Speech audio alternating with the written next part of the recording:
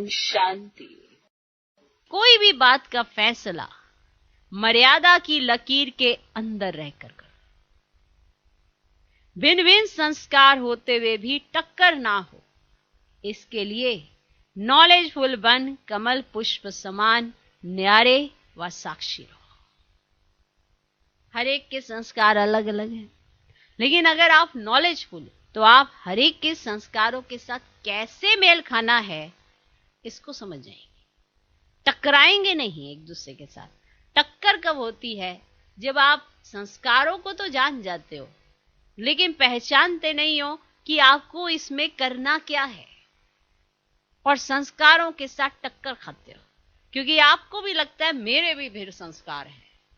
आप अपने संस्कारों के चेंज होने की इंतजार करते रहते हो और दूसरे के संस्कारों की चेंज होने के लिए फोर्स डालते हो, लेकिन एडजस्ट नहीं करते हो।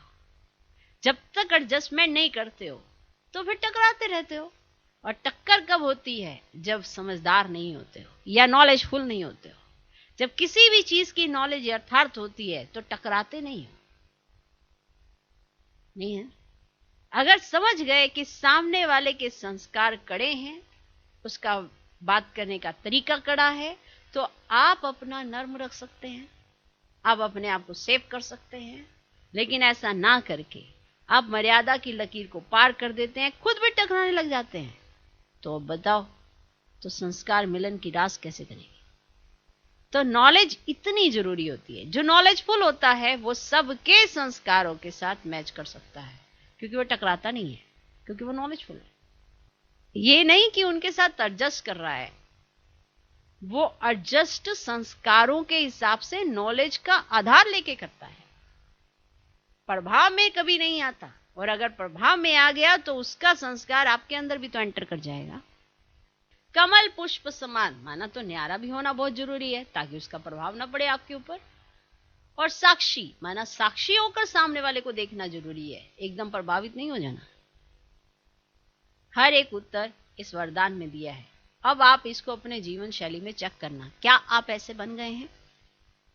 कमल पुष्प समान न्यारे रहते हैं, साक्षीपना है आपके अंदर? क्या इतनी नॉलेज है जिसकी वजह से आप टकराए नहीं?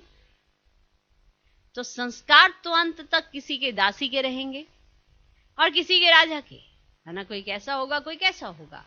संस्कार बदल जाए ये इंतजार नहीं करो कि आप ये वेट करते रहो ये बदल जाए, ये बदल जाए, तब मैं जाके इसके साथ व्यवहार करूंगा, क्योंकि ये बदलेगा तो व्यवहार करूंगा। फिर क्या मतलब है? लेकिन मेरे ऊपर किसी का प्रभाव ना हो, क्योंकि एक तो हर एक के संस्कार भिन्न है, अलग अलग हैं। आप जितने भी यहां बैठे हो आपके संस्कार भी अलग अलग हैं, सबके अलग अलग हैं। और दूसरा, माया का भी रूप बनकर आते हैं। माना आपके सामने कौन से संस्कार किसके पेपर लेकर आएंगे किसी को नहीं पता। इसीलिए कोई भी बात का फैसला मर्यादा की लकीर के अंदर रहकर करो। जो मर्यादाएं, जो श्रीमत मिली हैं, उसके अंदर रहकर कोई फैसला करो। भिन्न भिन्न संस्कार होते हुए भी टक्कर में ना हो, इसके लिए आपको नॉलेजफुल होना बहुत जरूरी होता है। और कमल पुष्प समान न्यारे व साक्षी रहो। अच्छा, ओम शांति।